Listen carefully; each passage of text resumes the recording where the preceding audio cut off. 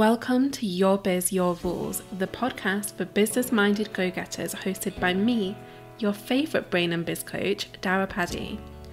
This is the spot for those of you ready to blend heart and head, woo and do, income and impact, change and chill, and so much more. So grab yourself a cuppa and let's get started. Welcome to episode 205 of Your Biz, Your Rules. In this show, I'm going to be sharing some of the tools and tactics that I'm using this year to manage my mind, my time, and my energy. Here's why. When I ask people what's in the way of them getting what they want, whether that be a business goal or a lifestyle tweak, I always get one of three answers. Number one, there's a particular thought, belief, or judgment running on a loop in their head, and that's what's keeping them stuck. Number two, they don't have time. Number three, they don't have the energy. And let me be clear, this is not just a everyone else thing, this is a me thing too. If I'm really honest with myself, every time I haven't got what I wanted, no matter what that thing was, I can attribute it to one of these three things. And the good news is that all of them can be tackled. So I thought I'd record an episode sharing some of my very favourite resources that I'm using this year specifically to help me in each of these areas. And the reason that I'm sharing them with you is to give you a little bit of inspiration to help you see that you too can take on these three fairly mammoth areas of your being and start saying farewell to all of the nonsense holding you back, all of the shit keeping you stuck, and start getting more of what you want out of life. So let's look at these one at a time. We will start with managing your mind. And I should preface all of these actually with saying that the biggest gift you can give yourself here is self-awareness. I don't doubt for a moment that every single person listening to this has delved deep into personal development, has done a lot of inner work, has done a lot of self-exploration, and that is all really useful because what that allows you to do is see your own patterns, see what works for you, see what doesn't work for you, see what you've tried, see what you've quote-unquote failed at. And all of this information can then be turned into implementable tactics, because all of the self-awareness in the world is useless if you don't do anything with that insight. So as an example, I know for me, journaling is my sanity savior. If I can journal every day, then I just feel like a functional human being. Even if I don't do anything else beneficial throughout the day, if I start with some journaling, I'm good. And because I know that about myself, the thing that I am starting out my managing my mind list with is, of course, journaling. And journaling can take so many different forms. I might actually do an entire episode just on journaling because I have so much to say. But the way that I like to use my journal is to start with morning pages. So this is not a new concept. I'm sure you've heard many people talk about it at this point, but it was an exercise originally created by Julia Cameron, the author of The Artist's Way. And her tactic was simply to start every single day writing 3 pages in her journal. Stream of consciousness style, no focus, no intention, just writing words. And I am obsessed with this. I'm obsessed with this because it really does help me just get everything out of my brain and start detangling it, start, like finding strands of focus and how to make sense of things and how to unravel my own thought patterns and all of that stuff. And this simple habit has honestly changed my life. I've been doing it on and off for a good chunk of my life, to be quite frank, but I've been doing it religiously every single day for the most part for about 2 years, and I've never felt more stable mentally and emotionally, and I 100% credit it to being so strict with myself in terms of doing the morning pages. That's not the only way that I use my journal though. Sometimes I like to bring a little bit more focus and intention to the mix. So the morning pages are really great for sort of peeling things back and figuring out what's going on But then something has to happen. So like I said, like self-awareness is useless if you're not going to do something with it. So then more often than not, if I identify something that is wrong or doesn't feel great or is limiting me in some way, then I will go deeper into that particular area. And I often like to use journal prompts for this because they give some semblance of structure, of focus to the whole exercise, and help make sure that I'm actually getting something tangible out of the process, as well as just the like emotional boost. So you will find many journaling prompts out there on the internet. People have published books full of journal prompts. There are Instagram accounts dedicated to journal prompts. I myself have a program that you can by all means jump into that is a year's worth of journal prompts, like one per day. And you can go ahead and hit the link in the show notes if you want to take a look at that and just have a nice stash that you can rely on. But there are so many out there, and honestly, it really does help you double down on the results that you get from your journaling practice. And as a little added bonus, what I found is that when I work with prompts, if I at a later date go back and just flick through the pages of my journal, I find so many good ideas that I can use in my business, for my content, for my offers, in my communications with my clients, whatever. That stuff really seems to just flow out of me when I use prompts. So that's really another added benefit. So journaling is thing number one. Absolutely love it. The next thing I want to talk to you about that really helps me manage my mind is meditation. And let me preface this by saying I am a relatively new meditator. For many, many years, I avoided it like the plague. If somebody suggested that I meditate, I would just roll my eyes and move on. And that was because I had a very, very busy mind. And to be honest, I still do. But I know that about myself. So I've figured out what kind of meditations actually work for me. So I love guided meditations because they help keep my mind on track and in a particular space. If I just listen to meditation music or I try and meditate with silence, that just doesn't work for me. It doesn't work for me at all. So knowing that means that I know exactly what to choose. And like I said, having the awareness, having the insight allows you to choose the tactics that are really going to work for you. So like I said, I love guided meditations. I love short guided meditations. I don't want to be sat still meditating for longer than about 15 minutes. That's probably my limit, unless I'm like at some kind of like women's circle or workshop or retreat or something like that. As a day-to-day habit, or even as a weekly habit, I am not going to sit there and meditate for longer than 15 minutes at a time. I know that about myself, so I can choose audios that work for me. I also love active meditation. So I don't know if you know this, but there are meditations that you can do while you're doing other things. So there are walking meditations, running meditations. And this is really a helpful way for me to make sure that I continue to prioritize meditation, because like I said, I don't want to be sitting still for long stretches of time meditating. I get really anxious when I do that. So using some of these more active meditations can be really helpful for me. And I get most of my meditations from the same source at this point. I do have a few just saved on my phone that I love to listen to, some that I've created for myself. You can check the link in the show notes for a bundle of free audios that you are welcome to download and listen to. But I also love the Superhuman App. So the Superhuman App, created by Mimi Bouchard, is amazing. I love it. There's a whole range of different types of meditation there. So we have different lengths that probably, I would say, span from the shortest one I think is 2 minutes, and then they go up to maybe about an hour. So you really have a good variety, and they all have like very different purposes, which is really useful for if you're struggling with something specific. You can choose something that really ticks that box for you.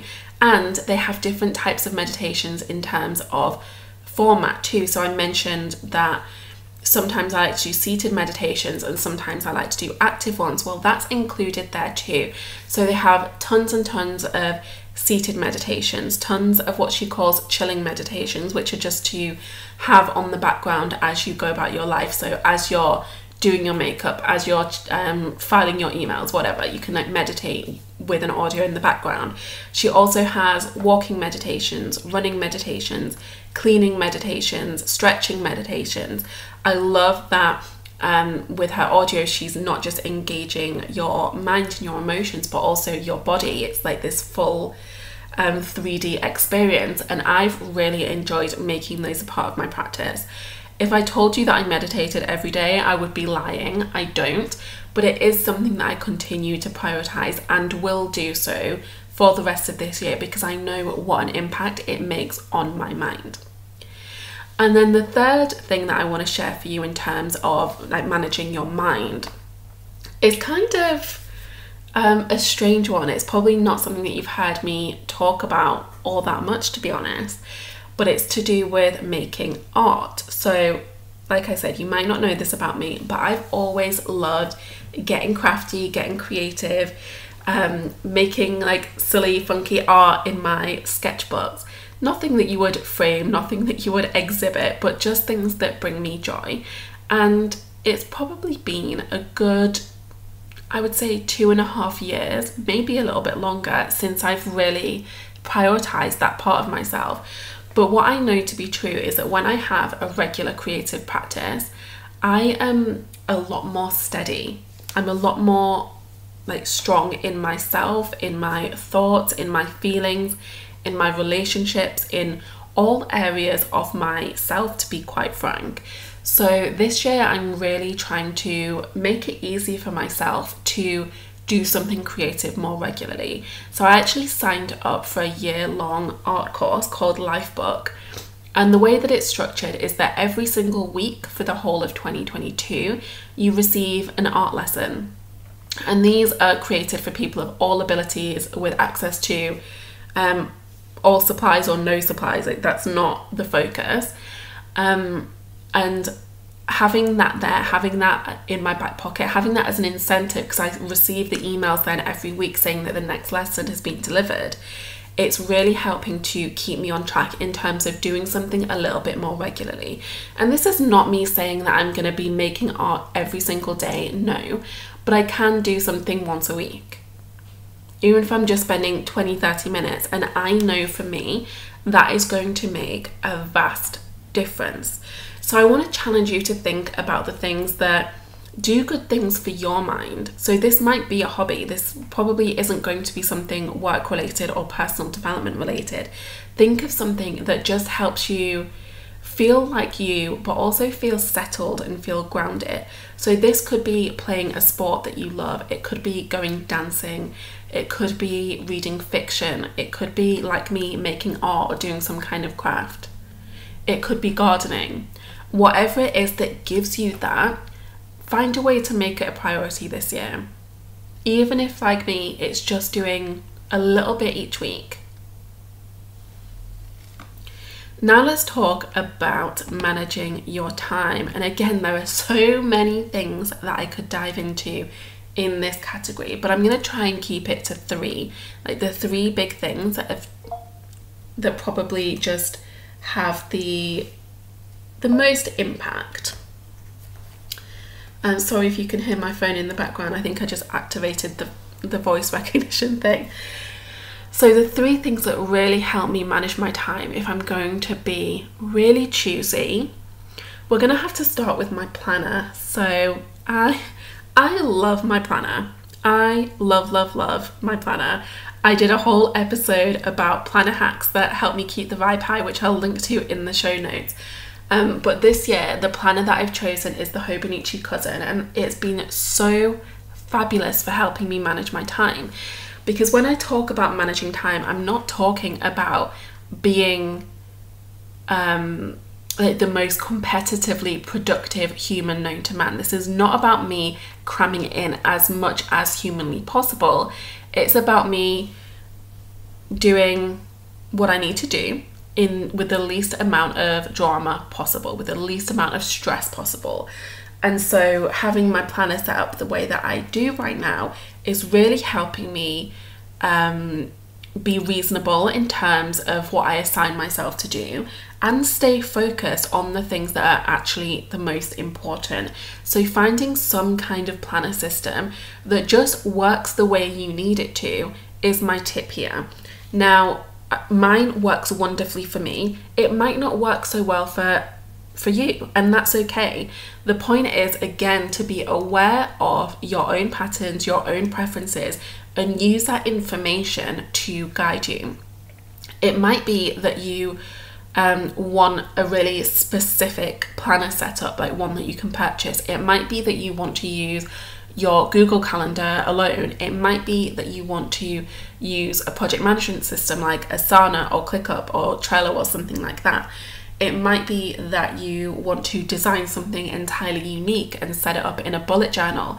Whatever works for you is absolutely perfect, but give yourself permission to use it. The second thing that I have that really helps me manage my time is it's kind of connected to my planner, but it's having a weekly check-in ritual. So every week, I tend to do this on either a Sunday afternoon or a Monday morning, just depending on what plans I have or what appointments I have. But I like to sit there and be really intentional and review and reflect on the week that's gone, and then look forward and think about intentions for the week ahead. And sometimes this will take me a total of 10 minutes. Sometimes it might take me an hour, just depending on what's going on and what I identify as things that I really need to focus on and work on. But having this little ritual in my calendar, having it in place, makes such a difference when it comes to then using my planner day to day and actually getting things done. I have a Notion template for my weekly check-in ritual that is available inside of Friends and Faves, which is my client-only Facebook group. So if you are a member of that community, then go and check the resources section, check the guides, and you'll find a link to that template that you can use. And then last but not least, of course, the thing that most helps me manage my time is having an amazing VA on board. So Danny is the VA that I've been working with for, goodness, probably around 2 years now, and she is the secret to really helping me manage my time, because she can just take on anything that doesn't need to be me. There are things, of course, that I like to do in my business. So the things that have to be me, things like client delivery, like actually coaching my clients, creating my trainings, things like that. And then there are things that I enjoy doing. So for example, creating my own social media content. I actually enjoy doing that.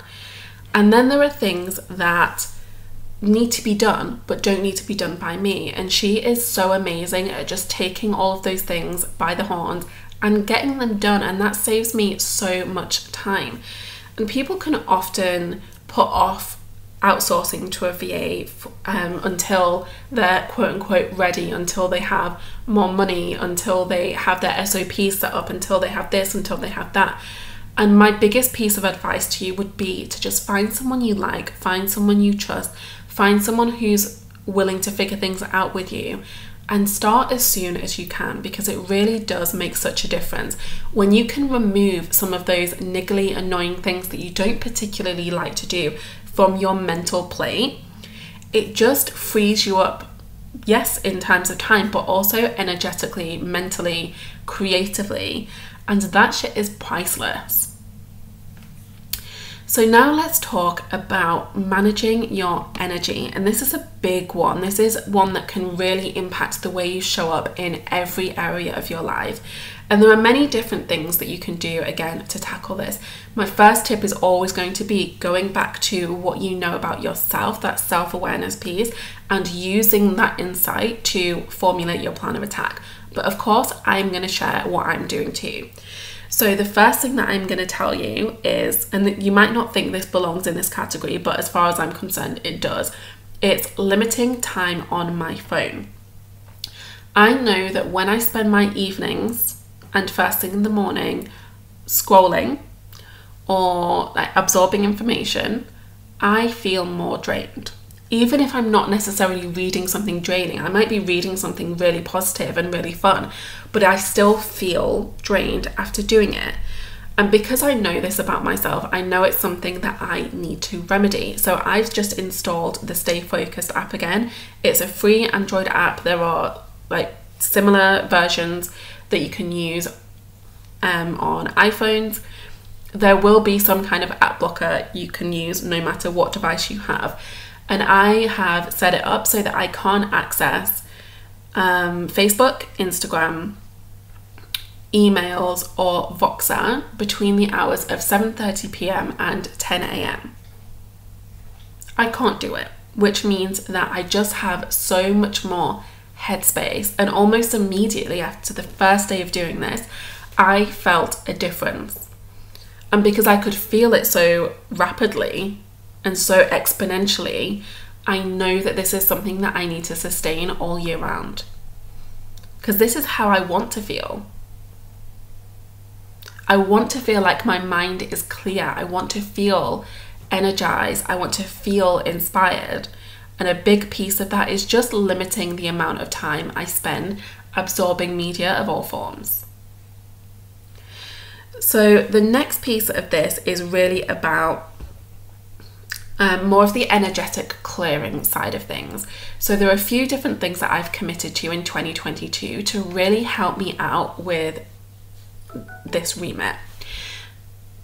So first of all, I have booked in a few months worth of energy healing sessions with my fabulous client and friend Darcy. So Darcy Commode, also known as Priestess Darcy, is a wonderful energy healer, and I highly recommend her sessions. They're a blend of Reiki, Seikam and her own healing modality, and honestly, every time I have a session with her, I leave feeling almost liberated. That feels like the word. So I've gifted myself a session every month for the first chunk of the year, just to set my energy on the right path, to recalibrate myself and get me back to this place of being my fullest self, which I think is something that I'd started losing a little bit last year. And I'm really excited to see what unfolds after having these sessions, and I will probably continue working with her after that, but for now I've booked in sessions for the first 4 months of the year. I've also really tried to prioritize breath work, because I know that breath work is something that really helps me work on my energy massively. And it's something that you can do every day if you want to, which I love. But I get my breathwork support from a couple of different sources. I'm actually almost fully certified now as a breathwork practitioner, so I could, in all honesty, do this stuff for myself. However, sometimes it's nice having other support, having someone to hold the space for you, having somebody else be in charge of the healing, because you know, sometimes we just need to receive, we don't need to be doing. I know that sounds wanky, but you know what I mean. So the different sources of breathwork support that I am relying on this year are Stevie White. So she is a lovely American lady who has a membership, and inside of her membership she has lots of different short breathwork sessions that you can do that vary in length between about 5 minutes and 20 minutes. So they're very, very easy to work into your daily routine. And then once or twice a month, she also does longer sessions that are between like an hour and an hour and a half. And these longer breathwork workshops are obviously a lot more intense and a lot more in depth. And I can't always attend those, in honesty, because she is in the Pacific time zone, which is 8 hours apart from me. And so sometimes it just doesn't work for me. I'm not going to be going to a breathwork session at 1 a.m. That's just not going to happen. But I do love her membership, particularly for those short ones that I can just incorporate into any part of my day whenever I need that hit. And then I have a membership in Marie Holden's healing membership, and I loved that. So she has all kinds of resources available to us too, but what I really love about her longer workshops is that they're in my time zone. they're in my time zone, and both of them have very different energies. So depending on what I need in the moment, I will go to these two different people. But I love that Marie not just has these two, sometimes more. In fact, I think she has between 2 and 4 longer live breathwork workshops every single month. But she also has fortnightly EFT and energy healing sessions that we can go to as a group, and like ad hoc self-care and like, I don't know, energetic workshops that hit on different topics. There's lots of stuff available inside of that membership. It's really, really worth it. But I will put links to both of those in the show notes so you can hop over and just take a look to see if one of those resonates with you more than the other. But I love being a member of both, in all honesty. Now, what I will say is that each of the tools I've mentioned here, when we're talking about managing your mind, managing your time, and managing your energy, are more maintenance tactics than anything else. They're here to help me stay on top of my mind, on top of my time, on top of my energy, but they're not necessarily fixes for anything deeper that's going on. Some of them might be. So for example, the energy healing, some of them more in-depth breath work, they can really be powerful, like healing and releasing tools. But for the most part, the things that I've mentioned, they're not going to quote unquote fix what you're struggling with. For that, I would definitely recommend connecting with a qualified coach who can support you with your specific set of circumstances. So that might be someone that you already know, it might be someone that you've worked with in the past, it might be someone that you've been secretly stalking on Instagram. Trust your intuition there. If you would like that to be me, go to darapaddy.com/breakthrough to book a no strings chemistry chat now. This is simply to see if we're the right fit to work together and if I'm specifically qualified to help you with what it is that you want to achieve and what it is that you are currently struggling with. I've also popped a link to that in the show notes for ease. So go book in a call now if that's something that you would like to talk about. Your challenge for this episode is to choose one of these 3 problem areas. So your mind, your time, or your energy, and decide on one tweak you're going to make this week. It could be one that I've suggested in this episode. It could be something else entirely. No rules. Bonus points if you shoot me a DM on Instagram and share the shift that you're working towards. I love hearing from you guys, so definitely get up in my inbox and share the goodies. Spoiler alert, in next week's episode, I'll be sharing the simple scheduling secret that helps me keep up the momentum all week long. So if you've ever had that thing where on a Monday morning you're full of energy, you know what you're doing, blah blah blah, and then by maybe Wednesday afternoon, Thursday morning, you just hit the slump, that is going to be the episode for you. So make sure you hit subscribe in your favorite podcast app so you don't miss it. Thank you for listening to Your Biz, Your Rules. I know that we all like to listen to podcasts, watch videos, read articles or books or posts on Facebook and not really do anything with that information. So I want to challenge you right now. I want to challenge you to take something from this episode, anything, and use it to spark action. Use it to activate some kind of change in the way you work and the way you live. Do yourself this service today and tell me all about it on Instagram. Hop over, shoot me a DM or share an Instagram story showcasing what action you are taking thanks to this episode. And of course, do all of the usual things. Subscribe, leave a review, let me know how much you love the show, and I'll be back with you next week.